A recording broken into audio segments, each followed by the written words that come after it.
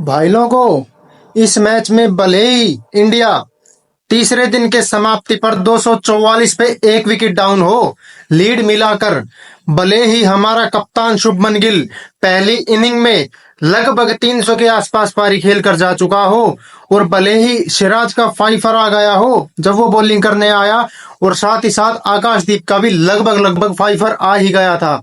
और एक सबसे बड़ी बात, इस मैच में दो दो हैट्रिक के चांस बने हैं, लेकिन फिर भी मैं आपसे एक सवाल करना चाहूंगा कि ये मैच जा किधर रहा है। मेरे हिसाब से इस मैच की दो ही पॉसिबिलिटी बन रही है, या तो ये मैच इंडिया जीत जाए जिसके most most most percent chances है, और दूसरी बात चौथे या पांचवें दिन या तो बारिश की वजह से या फिर इंडियन टीम की हल्की सी लापरवाही की वजह से ये मैच ड्रॉ हो जाए। अगर ये मैच ड्रॉ होता है तो इंग्लैंड को घंटा फर्क नहीं पड़ेगा, क्योंकि उनकी रेंज से जीतना तो पहले ही जा चुका है। अगर यहाँ से मैच ड्रॉ होता है तो उनके लिए एक प्रकार की जीत ही है, और अगर इंडिया यहाँ से हार जाती है तो भाई साहब उससे शर्मनाक बात कोई नहीं होगी।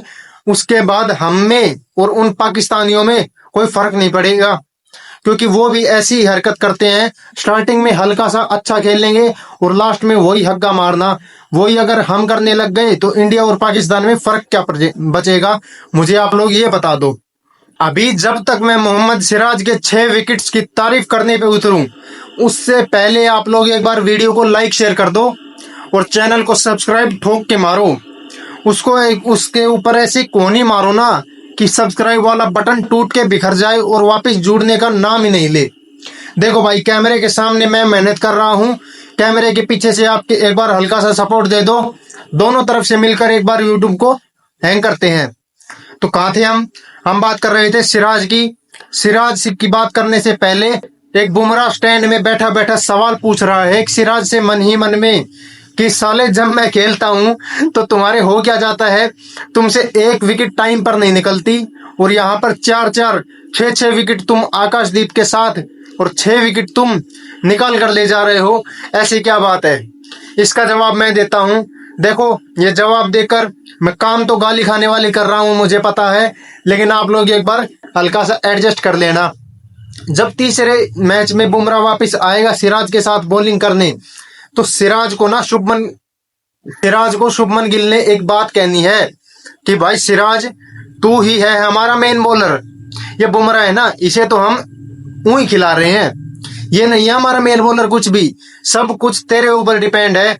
और पक्का ये बात सुनने के बाद सिराज पक्का परफॉर्म करके देगा, इस बात की मैं गारंटी ले रहा हूं। क्योंकि उसको अगर अपने साइड में लेफ्ट राइट में बंदा दिखता है ना, सीनियर बॉलर कोई खड़ा हुआ, तो वो परफॉर्म नहीं करता, उसका ध्यान चला जाता है सामने वाली टीम के सेट बैट्समैन से लड़ाई करने में।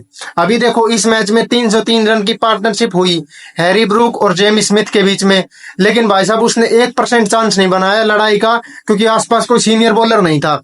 और इसी के बदले इस मैच में तो हैरी ब्रूक को स्माइल पास कर रहा था। तो ये है मोहम्मद सिराज, एक बार ट्राई करके देखो, अगर काम कर जाए तो बहुत अच्छी बात है।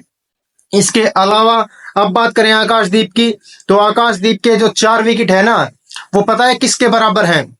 रविंद्र जडेजा के 89 रन के बराबर। देखो भाई, भले ही उसकी सेंचुरी नहीं हुई हो, लेकिन इसमें यह बात नहीं कि हम उसकी अप्रिशिएट नहीं करेंगे। और सेम केस आकाशदीप के साथ है, भले ही उसका फाइफर नहीं हुआ हो, तो भाई इसका मतलब ये नहीं कि हम उसकी तारीफ नहीं करेंगे। बंदे ने बॉल अच्छा डाला है, हालांकि यार थोड़ा सा अभी भी मैं कहूंगा कि रन ज्यादा खा लिए, लेकिन कोई बात नहीं, फ्लैट पिच थी, सभी की पिटाई हुई है, इसकी भी हल्की हो गई, लेकिन इसने विकेट निकाल दिए। लेकिन फिर भी रन जो मैं कह रहा हूं ज्यादा खाए हैं, उससे गौतम गंभीर के आदमी जो कृष्णा है ना, उससे तो ज्यादा यार अभी भी नहीं खाए। वो जो इस मैच में और पिछले मैच में जो पिल रहा है ना, उसके हिसाब से वो दोनों टीम्स के बॉलर्स में से किसी भी बॉलर को चैलेंज कर सकता है कि साले तेरे में दम है ना, तो मेरे से ज्यादा रन पिलवा कर दिखा। भाई कोई नहीं ये चैलेंज एक्सेप्ट करने की हिम्मत करेगा, क्योंकि यार इससे ज्यादा रन कोई पिलवा ही नहीं सकता। अब बात करें जेमी स्मिथ और हैरी ब्रूक, भाई साहब जेमी स्मिथ ने खासकर क्या मर्दों वाली पारी खेली है यार, दिलेरी दिल उसने दिखाया है अपना। क्योंकि पहले ही नहीं, दूसरे ओवर में जब इंडिया तीसरे दिन बॉलिंग करने आती है, तो जो रूट जल्दी आउट हो जाते हैं और साथ ही साथ बेन स्टोक्स उससे अगली बॉल पर आउट हो जाते हैं।